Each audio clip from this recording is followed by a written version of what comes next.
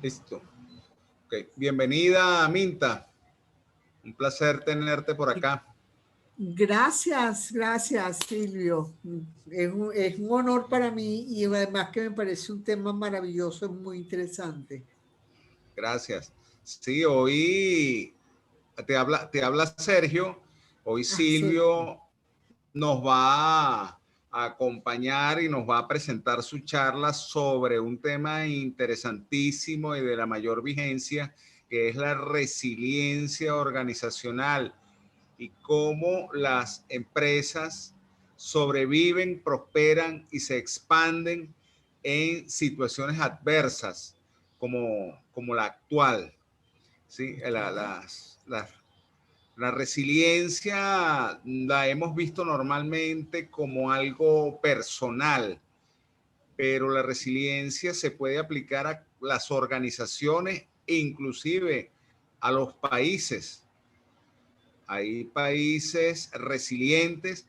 En estos días, por cierto, un caricaturista excelente, un artista que yo admiro mucho, pero mal informado, publicó una caricatura donde decía que en Venezuela teníamos exceso de resiliencia. Bueno, por supuesto, los que manejamos el tema le caímos encima porque era evidente por su comentario que él estaba confundiendo resiliencia con resistencia, que son dos cosas absolutamente diferentes. Porque la resistencia es, ¿verdad? Como que tú pones, bueno, aquí está para que me sigan dando, a ver quién aguanta más. Eso no tiene absolutamente nada que ver con la resiliencia, porque justamente entre las características de una persona resiliente y en consecuencia de una organización resiliente es su optimismo, su capacidad de crear redes comunicacionales. En el caso de las organizaciones, tener un liderazgo ágil, respetar a los colaboradores, lo que se llama una gobernanza robusta. O sea, hay una serie de características bien interesantes que Silvio nos va a presentar, ese y otros temas, por supuesto, en su charla de hoy. Entonces, en nombre de Ciedis, un placer tenerlos por acá y compartir con nosotros estos jueves. Como ustedes saben, y para recordarlo, el Centro de Investigación y Estudio de la Dinámica Social es una unidad ejecutora de estudios e investigaciones sociales con el fin de contribuir al desarrollo de la dinámica social mediante la construcción, mejoramiento, potenciación y o saneamiento de la misma dentro de las comunidades u organizaciones. Esto lo hacemos soportado en nuestros valores: calor humano, comunicación, cooperación, excelencia, honestidad y responsabilidad. Y estas charlas forman parte de nuestra responsabilidad social, sobre todo en estos momentos de entornos adversos. Temas como la resiliencia cobran mayor vigencia que nunca. Como siempre, mientras el conferencista esté hablando, por favor, los micrófonos en silencio. Después será bienvenida su opinión, sus comentarios, con todo el calor humano que ustedes quieran. Creo que ya tenemos sus correos electrónicos, por lo menos de las personas que ya están acá, y estimamos 1 hora, 1 hora y media esta actividad para el día de hoy. Ok, listo. Gracias, Sergio. Bueno, aquí continúo yo. Como hemos dicho en nuestra primera lámina, ¿verdad? Vamos a hablar de lo que es la resiliencia organizacional y quiero partir de esta definición y la podemos definir como esa capacidad de una organización para anticipar, prepararse para responder y adaptarse a cambios incrementales e interrupciones repentinas, ¿verdad? Con el fin de sobrevivir y prosperar. Ese es el tema de nuestra charla de hoy y vamos a compartir aspectos fundamentales de este importante concepto con la idea de profundizar en esta línea de trabajo, lo quiero llamar así, para compartirlo con ustedes dentro de lo que es CIEDIS y su trabajo permanente de investigación y de profundización de conocimientos. Bien. Los psicólogos motivados por encontrar respuesta a las preguntas como decía Sergio antes, de la resiliencia personal, ¿por qué algunos individuos pueden hacer frente a sus propios problemas, superar los obstáculos y no ceder, ¿verdad?, a la presión independientemente de la situación en la que se encuentre? ¿Por qué un individuo puede sobreponerse a periodos de dolor emocional y traumas? ¿Qué permite que algunos individuos sean asertivos y tomen una decisión cuando se tiene la oportunidad, a pesar de que pueden tener miedo de lo que esto puede causar? Entonces decía que los psicólogos identificaron y estudiaron, ¿verdad?, desde diferentes perspectivas el concepto de resiliencia. De la misma manera, los administradores y líderes empresariales desde hace algunos años han estado estudiando la resiliencia organizacional y es en la búsqueda de respuesta a preguntas parecidas. Por ejemplo, ¿por qué algunas organizaciones tienen más éxito a la hora de afrontar y responder a la complejidad, volatilidad e incertidumbre del entorno empresarial actual? ¿Por qué algunas organizaciones que enfrentan la adversidad se enfocan en lo negativo, mientras que otras aprovechan con éxito la oportunidad de adaptarse y cambiar? ¿Qué podría hacer yo como líder para garantizar la resiliencia en mi organización?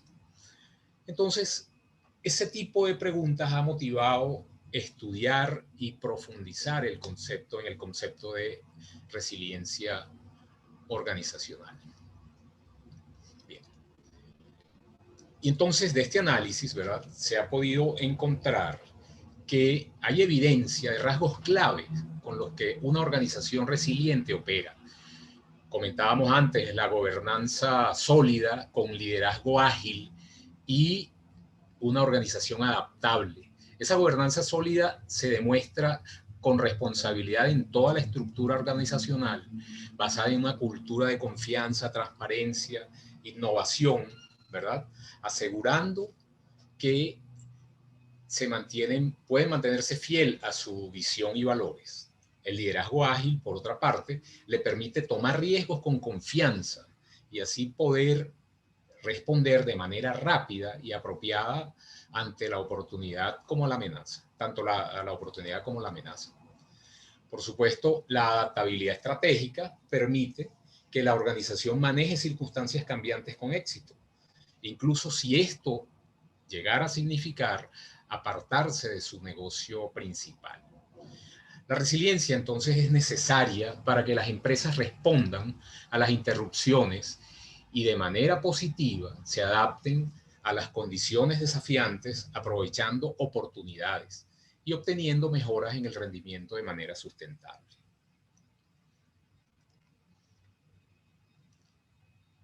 La investigación y el liderazgo en la resiliencia, ¿verdad?, organizacional se ha desarrollado en los últimos 40 años en varios campos diferentes. Entonces, digamos, hemos podido encontrar que se identifican 5 distintas fases y las presento en esa lámina. Fíjense, es un eje de tiempo y el eje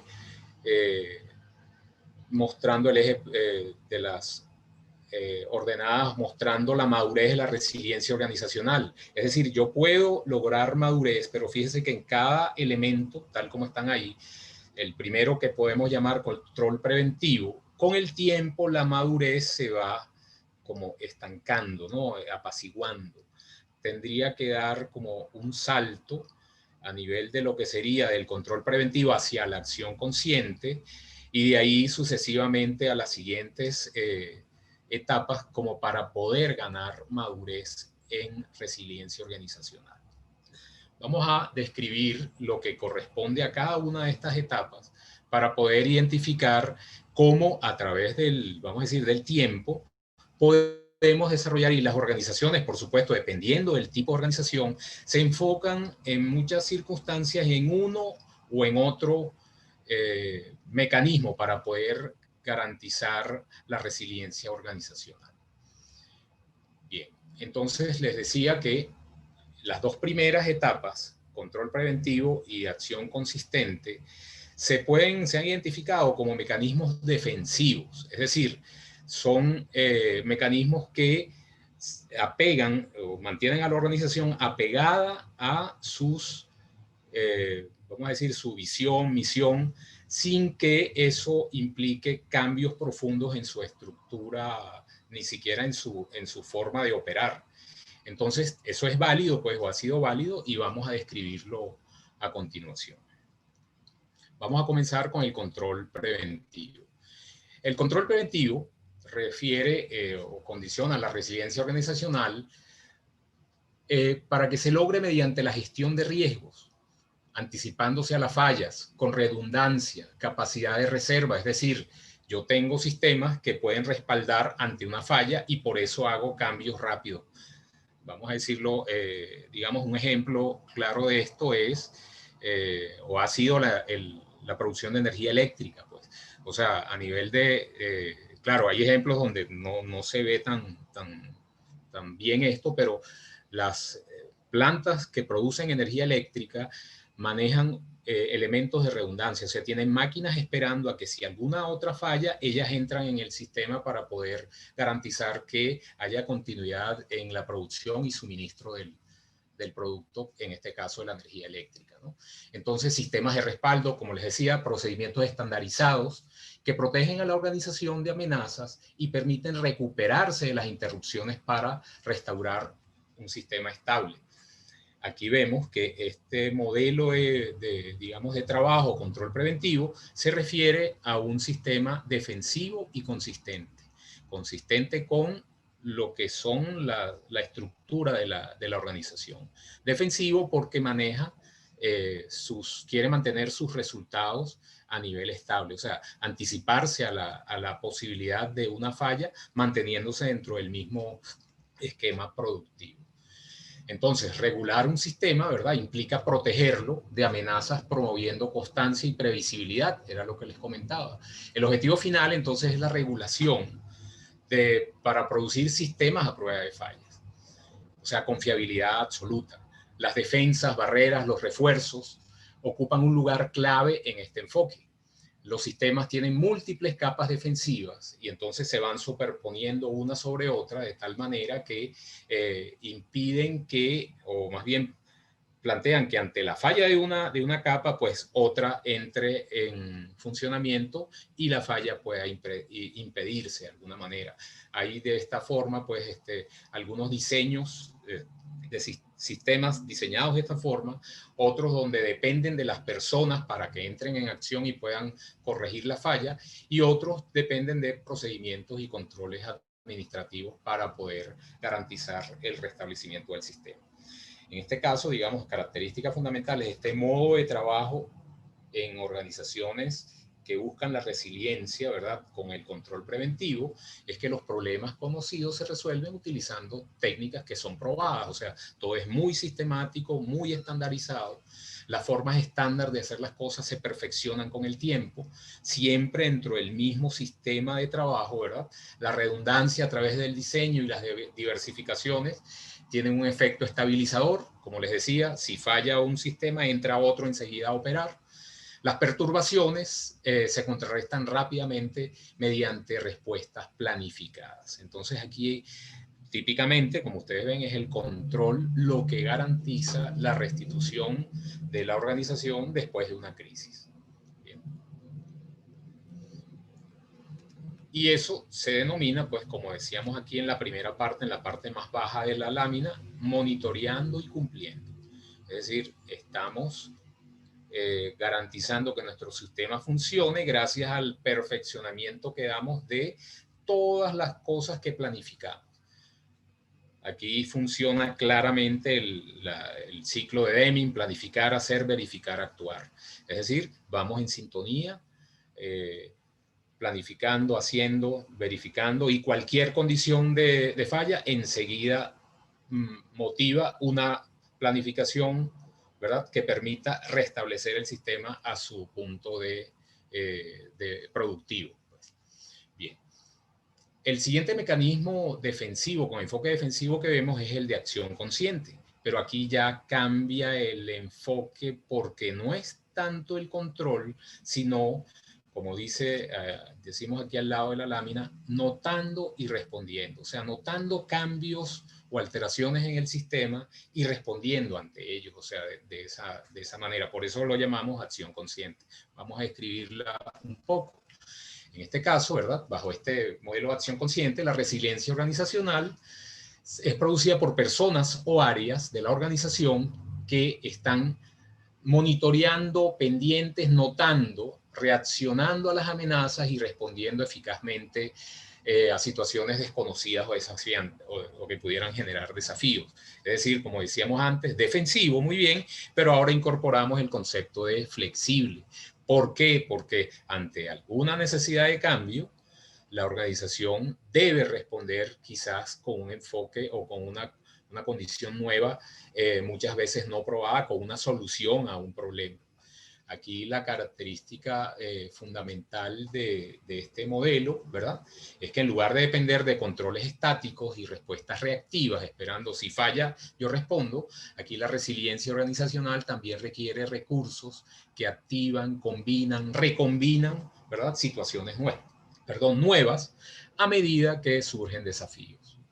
Las organizaciones conscientes entonces se convierten en organizaciones de alta confiabilidad y esto significa que se preocupan por las fallas, cuestionan las suposiciones, están pendientes del de y si, es decir, ¿qué debo hacer si? Se anticipan pensando, planificando pues, elementos o condiciones que no han sido probadas, o sea, están preparados frente a una posible condición de falla. Identifican sus decisiones, como decía, cómo sus decisiones afectan a la organización, o sea, van más allá de la simple acción, de la simple reacción, como pudo haberse visto en la etapa anterior de control preventivo, ¿verdad? Y hay un reconocimiento de que algunas fallas no se pueden predecir, pero sí es importante identificar la causa y responder rápidamente a ellas para minimizar el daño que ella pueda causar. Es decir, esto es el caso vamos a decirlo, están anticipándose, hay muchas técnicas, sobre todo a nivel de organizaciones, por ejemplo, pues, digamos la industria militar, pues no podemos esperar que un arma, un elemento de desplazamiento, de transporte falle, ¿verdad? Sino que tenemos que trabajar, pensar, anticipar la posible falla que pueda ocurrir. Entonces decía que hay una técnica muy importante y muy útil en este esquema que se denomina AMEF, porque responde al nombre de análisis de modo y efecto de fallas. Entonces, te anticipas pensando en cómo el sistema puede fallar, identificas la causa de la falla, colocas elementos que atajen la causa, digamos, antes de que ocurra, y si por alguna razón no pueden controlar la causa y la falla ocurre, el sistema debe tener una respuesta de control que minimice el daño. ¿Bien? Entonces, en este sistema, en este modelo de trabajo de organizaciones resilientes, una característica muy importante es que las personas están empoderadas para poder actuar cuando un problema está presente. Bien. Entonces, les comentaba que estamos en esta situación de acción consciente, notando y respondiendo. ¿Bien? El siguiente etapa, pues, o fase o forma de lograr resiliencia en las organizaciones es a través de la optimización del desempeño. Pero eso responde ya a un modelo diferente, ya no es defensivo. El de optimización de desempeño e innovación adaptativa ya no son defensivos. Fíjense que aquí la organización deja de esperar a que las cosas pasen o de anticiparse de alguna manera, preparándose a que pasen, pero sí está actuando de manera progresiva, pues, o sea, buscando cómo puede mejorar con el tiempo. por eso optimiza el desempeño, o inclusive cómo puede cambiar sus líneas de producción con la innovación adaptativa. Entonces, bajo ese modelo anterior como les comentaba, la etapa defensiva, se reconoció que se necesitaban mecanismos que permitieran que la organización pudiera rebotar hacia adelante. O sea, ese mismo, vamos a decir, símil de la resiliencia personal, en la que el individuo puede salir mejorado después de la crisis, ¿verdad? Aquí en las organizaciones también se veía necesario. Entonces se plantea un mecanismo progresista, y con este mecanismo se identificaron esas dos fases que les comentaba, la de optimización del desempeño y la de innovación adaptativa. Vamos entonces a revisarlos cada uno de ellos.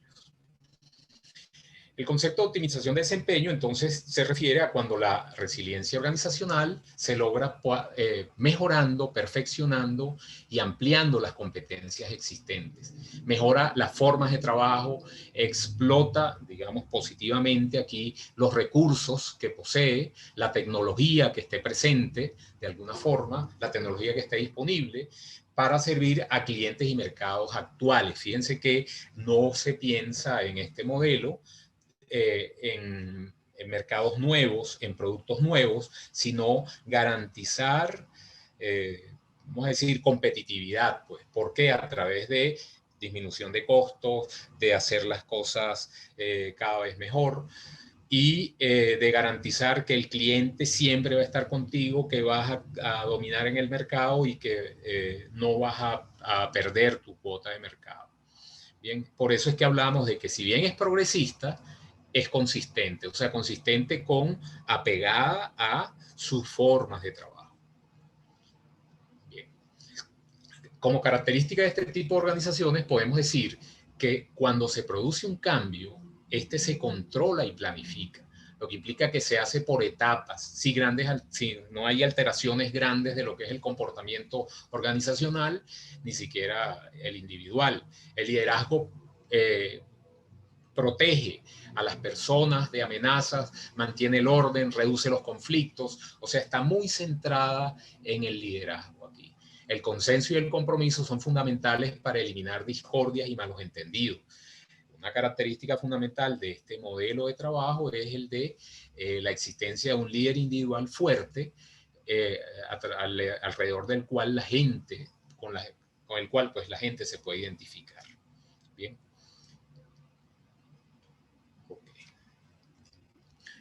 Estamos hablando entonces de mejorando y explotando, es decir, optimizando el desempeño.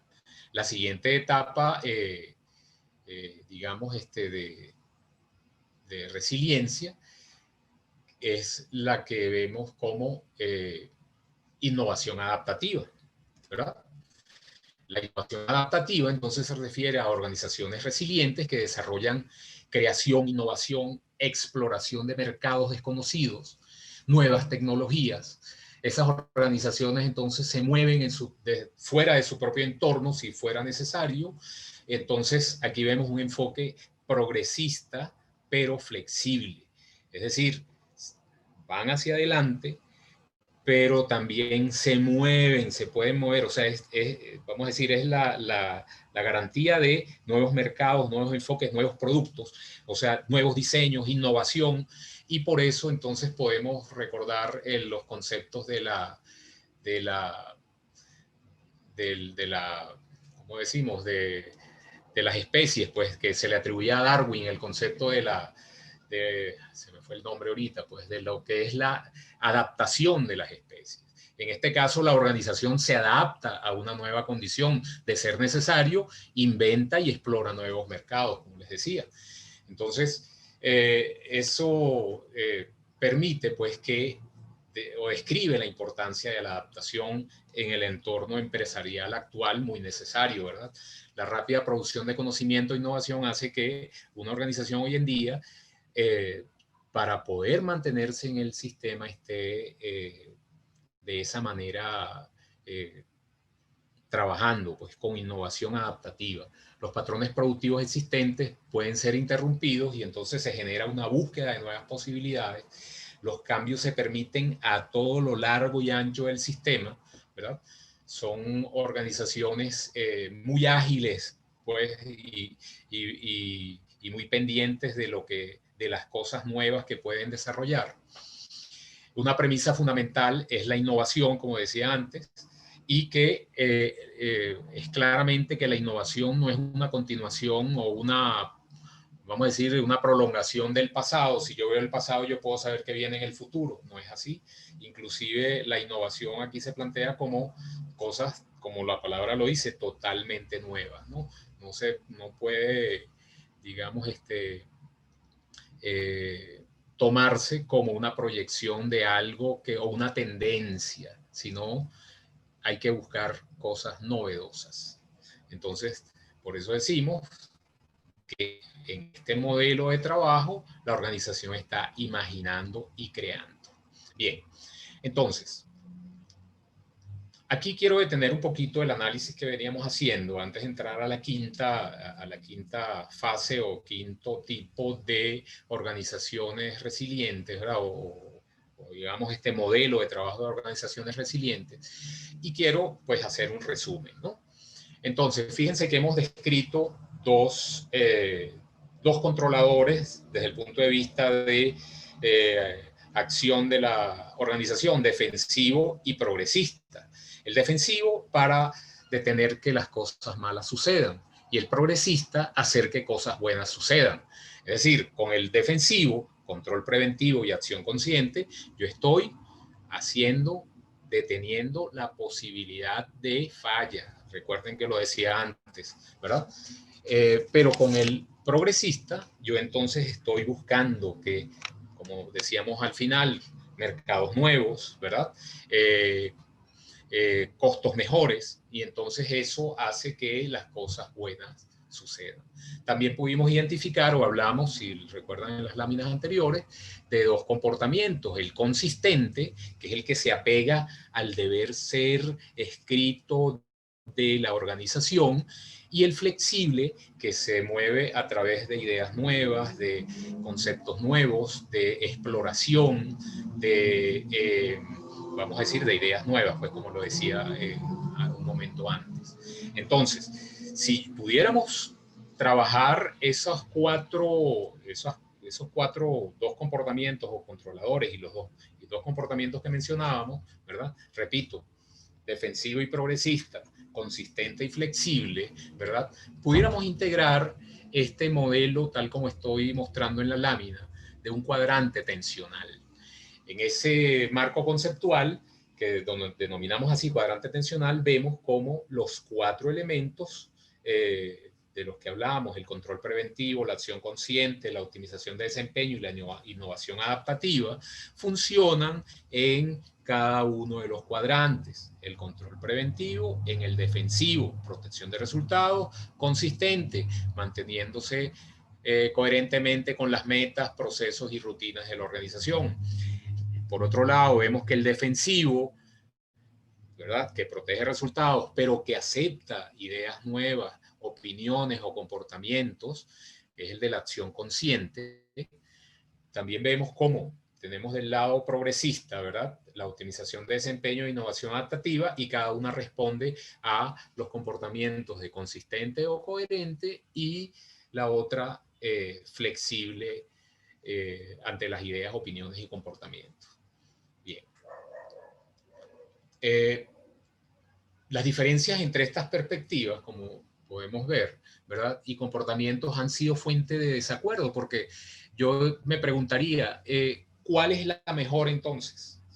Como líder de la organización, ¿cuál tomo? Bueno, como decía antes, depende de mi organización. Yo puedo manejarme en el defensivo y consistente, pero no puede que no sea necesario, no, digamos suficiente, perdón, puede que no sea suficiente y promueva que ocurran cosas inesperadas y yo no sepa cómo actuar porque eso jamás lo había pensado. No había tenido la posibilidad de imaginar o crear cosas nuevas. Al principio mencionaba cómo hoy en día aquí en Venezuela una fábrica de pinturas está pensando en poner en la misma línea donde podía generar o envasar la pintura, fabricar y envasar gel antibacterial. Entonces, claro, pareciera poco, vamos a decir, poco importante, pero para la organización es muy importante porque está cambiando paradigmas para poder garantizar operatividad en un momento de crisis, ¿no? Entonces, es importante visualizar más que el sistema, ¿verdad? Así como estructuras rígidas, cuadriculadas, ¿verdad? Para poder garantizar la resiliencia organizacional, vemos cómo entonces aparece una quinta línea de pensamiento que es una quinta línea de acción, que es el pensamiento paradójico.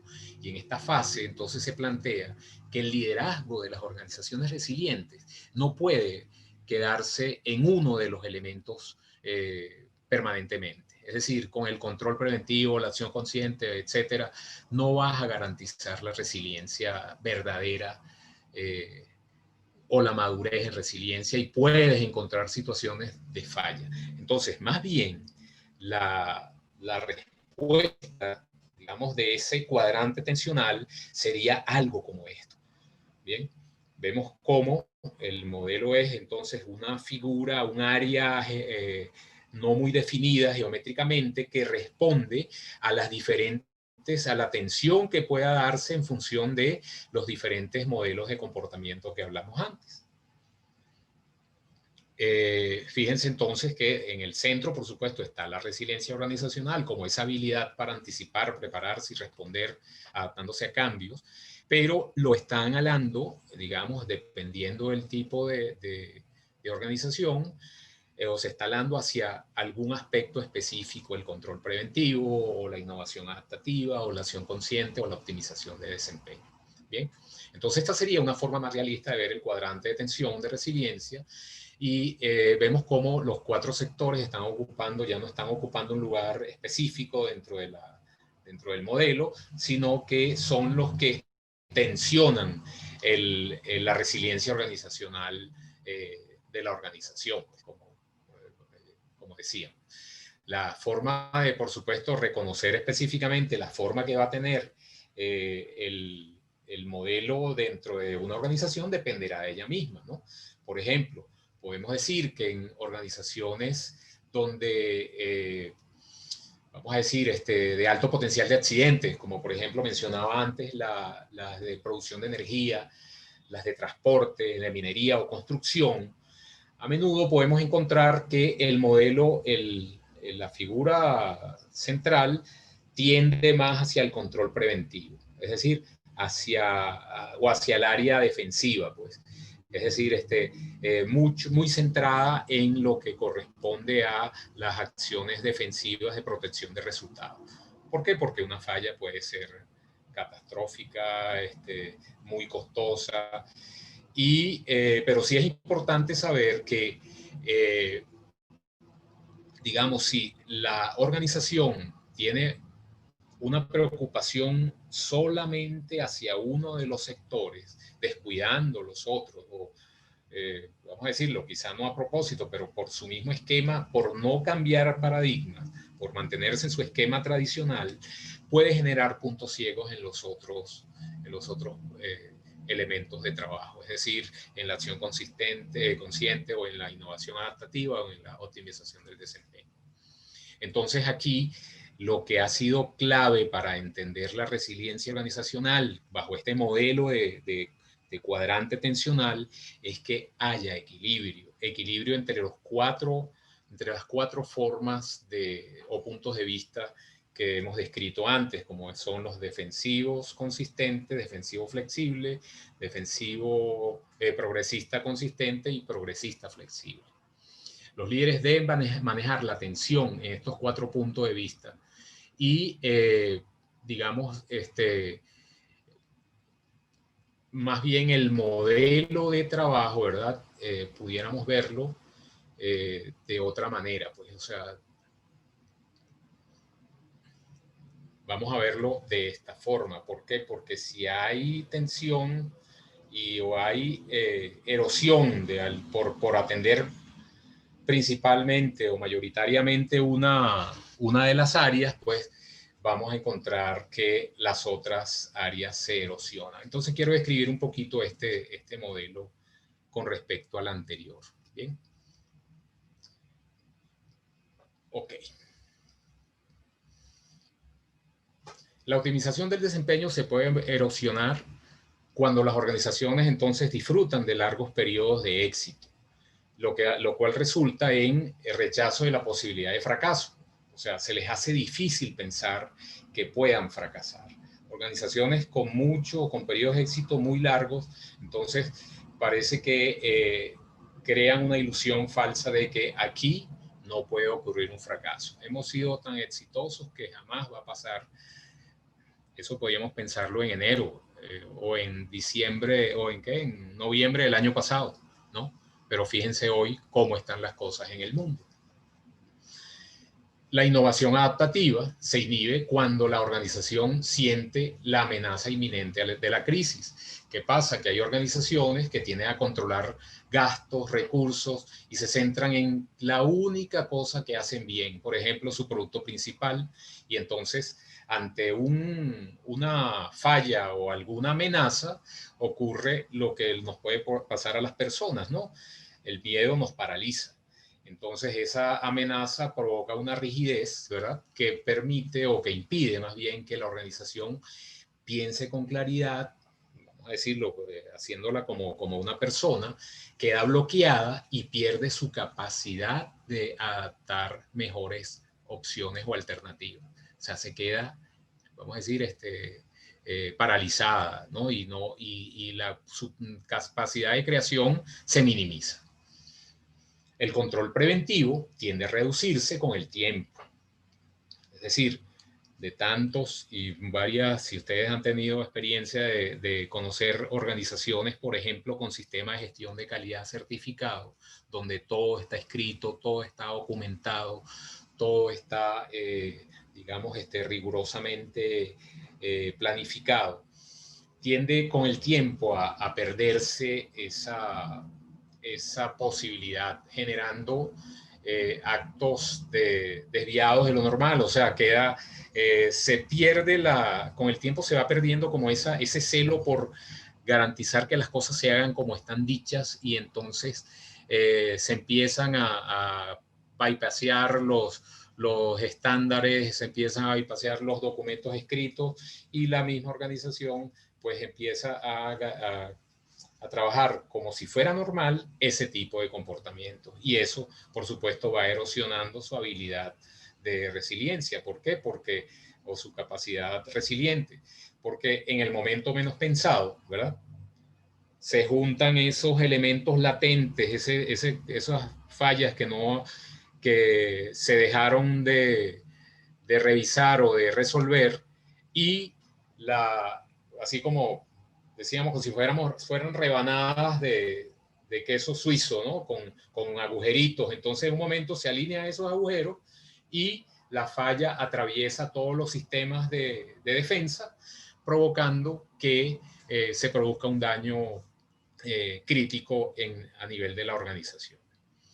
Por otro lado, la acción consciente empieza a debilitarse, ¿verdad? Cuando las organizaciones dejan de invertir en formación y desarrollo de sus recursos, de su gente, se vuelven entonces inconscientes. La gente diluye su responsabilidad de actuar frente a los problemas, porque aun cuando tienen experiencia, han perdido poder o han dejado de estar empoderadas para poder hacerlo. Así que entonces la resiliencia organizacional puede verse socavada, ¿verdad? Ya que todos estos factores se combinan para que la organización como un todo empieza a caminar como dormida hacia el desastre. Y el desastre ocurre. Es decir, yo no sé si ustedes lo han llegado a pensar, pero fíjense que cuando hay, en mis estudios de ingeniería nos decían, bueno, ¿cuál es el control de calidad de las edificaciones? Tú ves las paredes y tú no puedes saber cómo está construida por dentro. Entonces, el control de calidad, lamentablemente, es el sismo. Cuando ocurre un sismo, ¿verdad? Si la estructura, si la edificación fue adecuadamente diseñada, adecuadamente fabricada y conscientemente, vamos a decir, sí, fabricada, pues construida, el sismo va a pasar o puede ser soportado. Claro, sabemos que puede haber un sismo que no se conozca cuál es su magnitud, pero sin embargo, a nivel del diseño, el sismo hay una condición límite, digamos, el peor sismo que conocemos contra ese fabricado. Si viene uno peor que ese, pues por supuesto no podemos tener experiencia anterior a la ocurrencia de él, pero la estructura sabemos que va a soportar el sismo en la medida de que haya sido bien fabricada inicialmente y diseñada de esa misma manera. Entonces, una vez que el fracaso llega, la mayoría de las organizaciones empiezan a responder. Pues, o sea, ¿cómo lo hacen? Bueno, sobre todo utilizan el control preventivo, o sea, regresan a la normativa, a los estándares, a reforzar barreras, ¿verdad? A redoblar esfuerzos de capacitación, a preparar mejor a la gente, pero ya el daño está hecho. Inclusive nada de eso que hacen en ese momento les plantea cambios fundamentales hacia la innovación adaptativa o hacia la acción consciente, que son aspectos que deben ser considerados en ese momento. O sea, la organización pierde pues la posibilidad de mantenerse como una organización resiliente. Bien. Ok, antes de seguir, quiero preguntarles cómo el enfoque que hemos dado a la charla está claro. ¿Tienen alguna pregunta? Si quisieran compartir algún comentario. Excelente. Sí, es maravilloso, maravilloso. Ok, está siendo claro, ¿verdad? Entonces quiero que recuerden, perfecto. Fíjense, para la organización no se debe conformar, manejarse desde el punto de vista defensivo, sino que tiene que balancearse en ambos aspectos, defensivo y progresista. Y no solamente puramente defensivo o puramente progresista, sino también consistente y flexible. Entonces, por eso yo creo que este modelo que quizá es más bien el anterior, que es vamos a decir, el donde se ve la mayor posibilidad de resiliencia organizacional, es clave para, vamos a decir, entender o adoptar este concepto de resiliencia organizacional. Es un modelo que permite balancear 4 condiciones dentro de la organización: control muy bien, pero también acción. Optimización perfectamente, pero también innovación. ¿De acuerdo? Entonces eso yo siento que es la clave para poder garantizar, o sea, y es la clave para poder entender cómo debe ser un liderazgo dentro de las organizaciones resilientes. Un liderazgo balanceado, o sea, no puede ser nada más controlador, no puede ser el líder que hace todo, ¿verdad? Sino que tiene que haber gente empoderada o empoderada que permita o que promueva cambios dentro de la organización.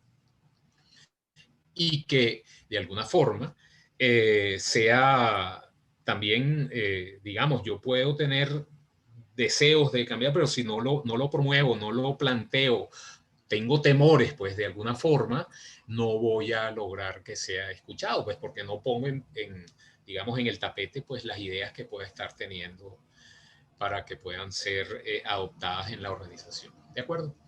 Entonces, bien, ok. Habíamos visto Ok. Entonces quiero hablarles un poquito de cómo es el liderazgo para la resiliencia organizacional. Este modelo que les presento en esta lámina es un modelo repetible que se emplea con frecuencia, que emplea el pensamiento creativo y trabaja con frecuencia para problemas complejos como diseñar una nueva aplicación de software o una nueva tecnología. pero también es clave pues, para poder trabajar desde el punto de vista, vamos a decir, balanceado, la necesidad que tenemos en la organización de trabajar del lado flexible. ¿Bien?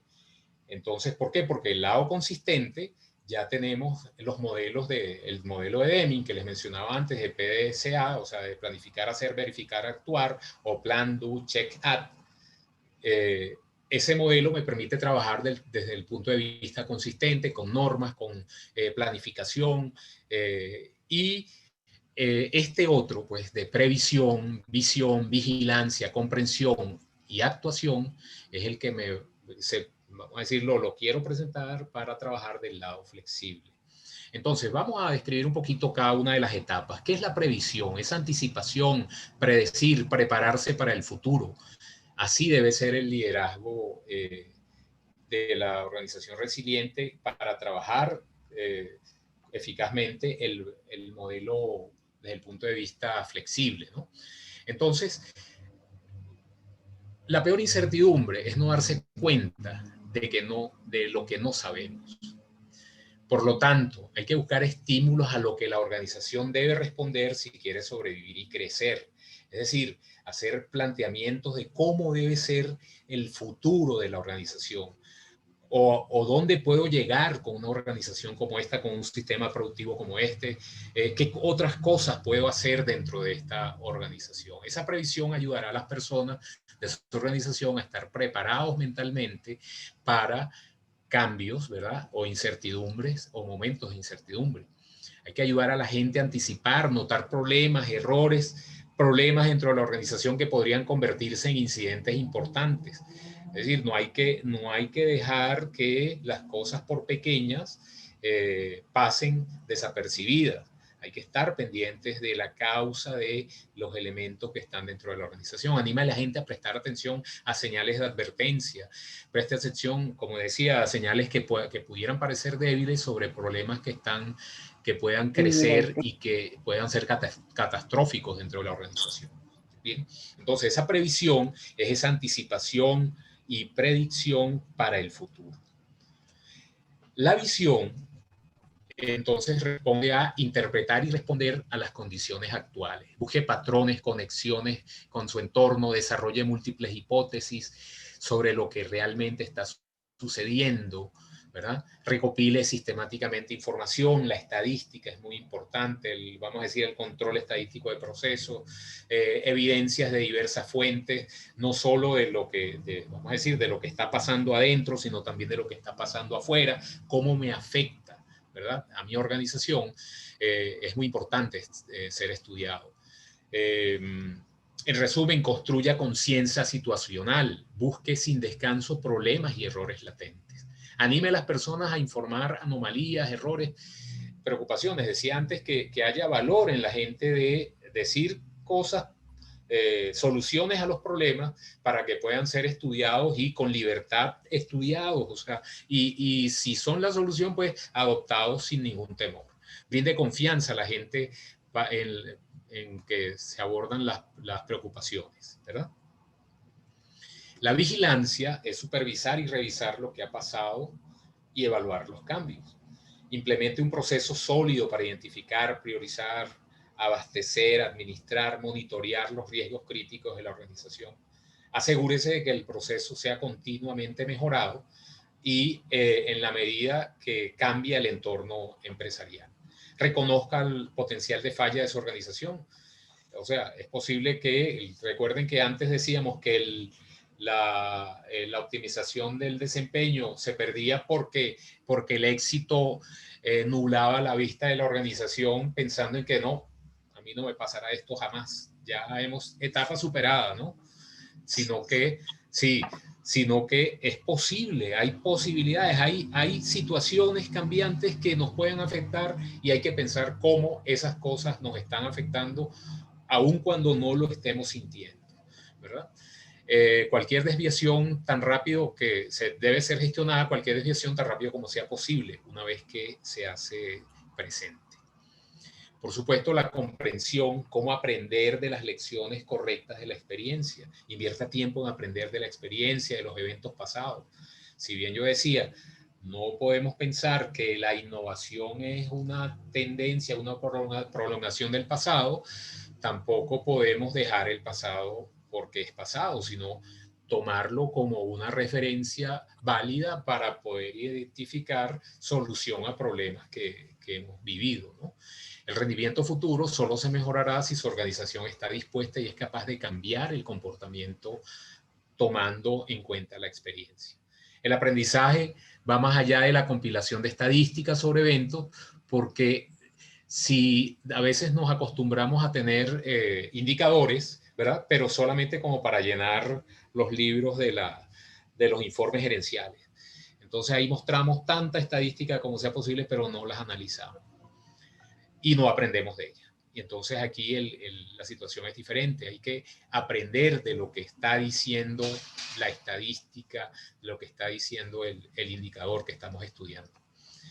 Hay que resistirse a jugar el clásico juego de la culpa, ¿verdad? También porque entonces eso anula la posibilidad de participación de la gente. Una vez que ocurre un error, entonces buscamos el culpable y no la causa.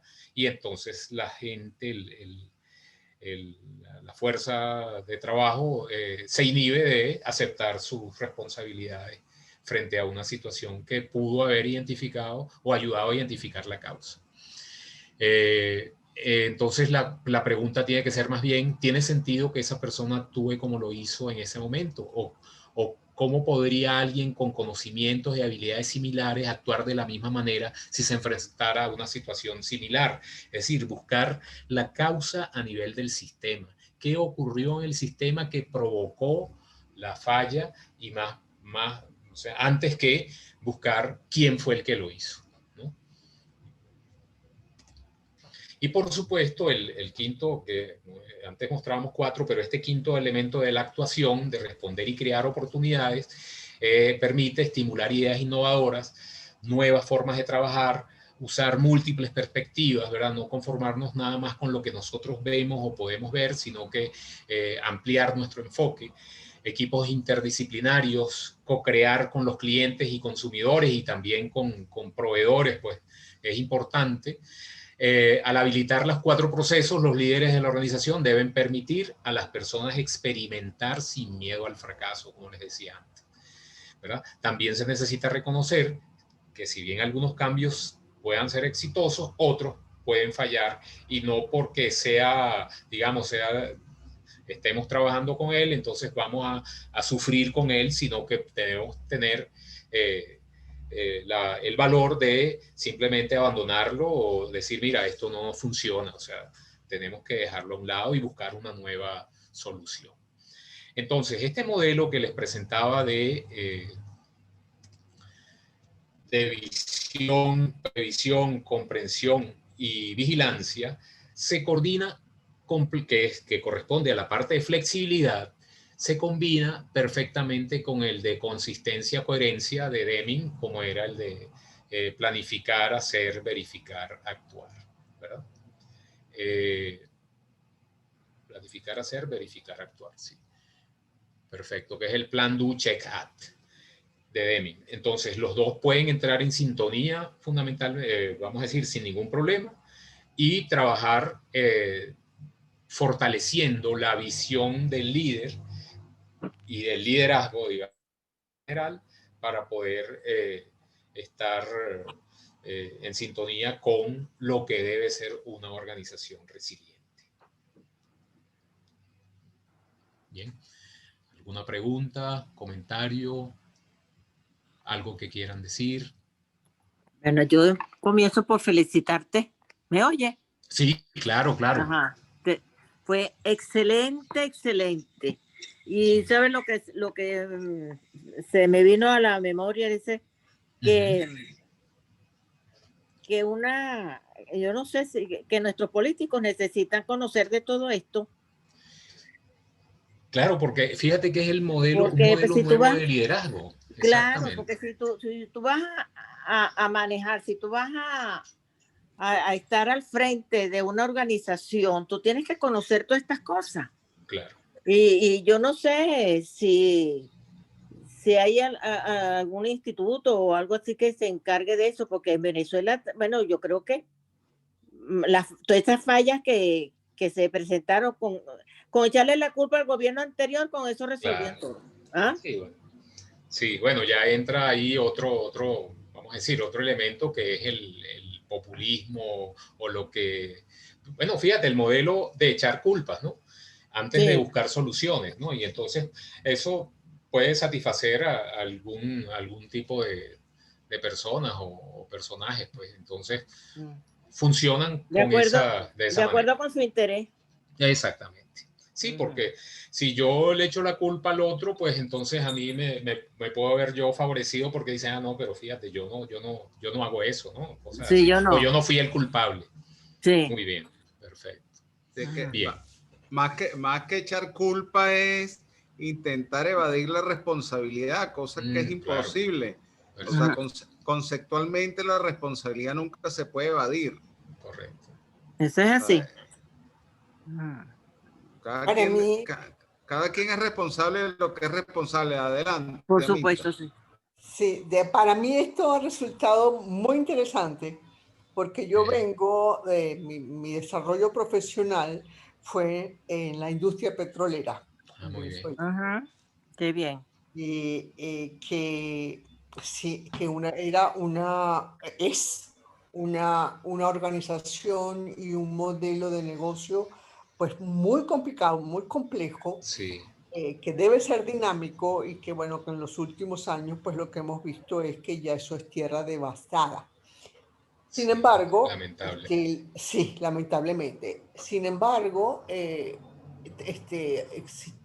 hay varios grupos de personas ex PDVSA o personas que piensan realmente en el futuro de Venezuela, en un futuro bonito, que nos hemos dedicado por más de 3 años a planificar qué es cómo puede recuperarse la industria, no PDVSA, sino la industria petrolera nacional.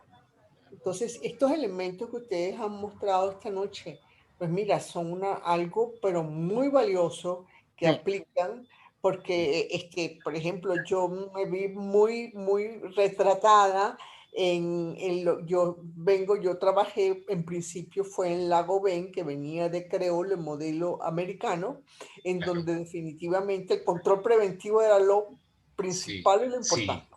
Sí.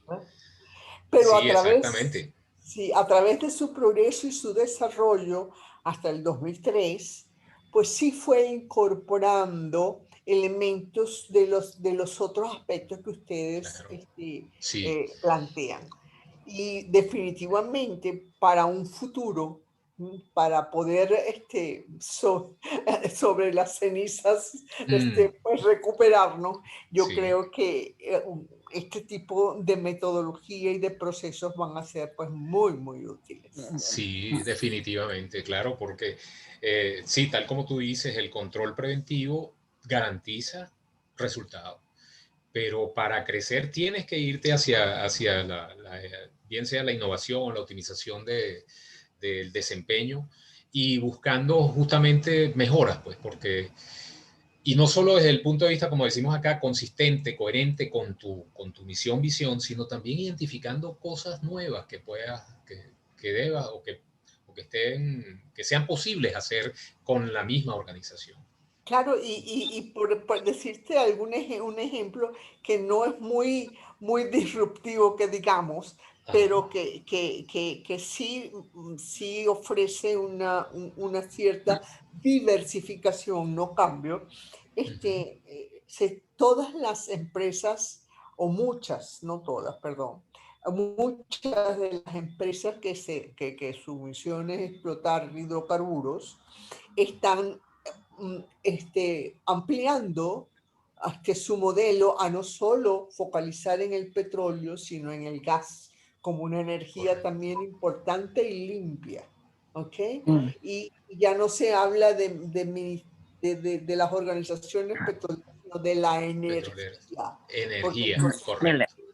Hay que entonces involucrar a las energías renovables que son tan Exacto. importantes y tan efectivas en el mundo y en el progreso de todos los países. Sí. Sí, y bajo un modelo de permanecer, vamos a decir, más allá del recurso que están administrando, ¿no? Así Que es. pudiera, exactamente, No, el la petróleo puede ventana, terminar. la ventana ya todos los analistas de escenarios le dan una ventana muy estrecha al desarrollo de hidrocarburos, ¿ok? Porque ya hay el carro eléctrico, los paneles Exacto. solares, la energía nuclear, la hidroeléctrica, todas. Entonces, en el caso de Venezuela tenemos que apurarnos de aprovechar lo que nos Sí, queda en el subsuelo, que es sí, bastante, señor, así es. Lo para poco poder... que queda. No, No, queda queda mucho, Queda mucho, bastante, ¿no? mucho, sí. queda Sí, muchísimo. Bueno, fíjate, ahí, gracias a Dios. ahí hay una paradoja, ¿no? Que yo siempre, en la que yo pienso, yo digo, bueno, ¿será bueno o será malo? Pues, o sea, afortunadamente no lo han explotado tanto como deberían y entonces afortunadamente todavía hay recursos, pero serán, vamos a decir, serán útiles en el momento en que, bueno, es ahí El Claro, gran porque dilema, sí. es, sí, que- es Ese- que es que la gran paradoja es que Venezuela sea rico en el subsuelo, pero pobre, pobre en el suelo, pobre en la superficie, ¿no? en la ¿Verdad? superficie, Así Esa es la auténtica paradoja, ¿no? así es. Y ciertamente. ya yo creo que ya por lo menos temporalmente dejamos de ser un país en vías de desarrollo y eso eh, hace que las empresas que realmente apuesten a seguir expandiéndose, porque las organizaciones, las empresas solo tienen dos posibilidades, o se expanden o se contraen. O sea, una empresa que diga que está tratando de sobrevivir se está contrayendo. Claro. Claro, Ujú. claro, claro. Claro que sí. O sea, solo o te expandes o te contraes. Entonces, no, que estamos aguantando, que estamos No, aguantando. No, si estás aguantando, te diga estás la verdad. contrayendo, Exacto. te estás contrayendo, estás perdiendo mercado, estás perdiendo Ujú. clientes, estás perdiendo oportunidades, Tal estás cual. dejando de ser Exacto. competitivo, porque hay otras empresas que sí están reinventándose, haciendo cosas nuevas y bueno, Es en decir, se este están momento estamos expandiendo. hablando. Claro. Claro, en este momento, por ejemplo, estamos hablando a través de Zoom, que es una de las empresas que ha sabido aprovechar mejor esta situación de pandemia. Una maravilla, sí, Ujú. señor. Ujú, Exactamente. ujú. Sí, así es. Bueno, quiero Bueno, presentar esta última lámina, ¿verdad? Que un pensamiento de Akov bien interesante. Dice, las organizaciones fallan más a menudo porque resuelven el problema equivocado que porque se equivocan solucionando el problema correcto. Ay, Entonces, esto invita, Interesante. sí, invita a trabajar en soluciones, es decir, más que en buscar, ¿cómo decir? Asumir que hemos resuelto el problema es, bueno, probemos, equivoquemos, no vamos a no tener miedo de equivocarnos, ¿no? Las organizaciones no pueden tener miedo de equivocarse, pues eso es experiencia también. Claro, cuesta, pero enseña, ¿no? Y entonces ay, el aprendizaje es capital, pues, claro. Los grandes cambios en la historia siempre han sido producto de, de surgimiento de innovación, de nuevas ideas y tratando de darle solución a algún problema, se ha encontrado la respuesta o la solución a otro asunto que no estaba tal vez planteado o previsto. Bueno, yo pienso que este tema de hoy que abordaste y que expusiste, además de ser súper interesante y oportuno, lo has abordado de una forma muy Excelente. coherente, muy concisa. Tu exposición de esta noche, te felicito y de verdad que me llevo un conocimiento, digamos, un plus, un aprendizaje con todo lo que desarrollaste hoy. Muchísimas gracias, Silvio. No, gracias a ustedes por su presencia. Ahí decía Y yo te gracias, pero yo felicito. no sé por qué no apareció la palabra gracias. Pero Y bueno, yo te felicito. Dicha suena más gracias, bonito. gracias. Dicha Sí. suena más bonito. Sí, Sí. de verdad que Además les de que agradezco mucho. este planteamiento de ustedes es sencillo.